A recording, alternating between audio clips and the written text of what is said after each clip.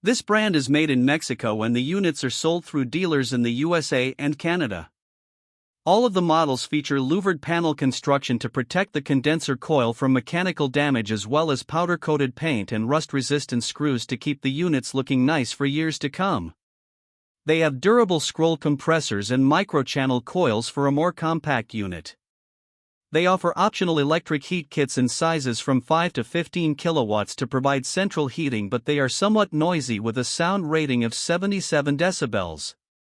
The RACBZR 13.4CR models are for slab mounting with horizontal air discharge, while the RACAZR models can be installed on a roof, down discharge, or on a slab.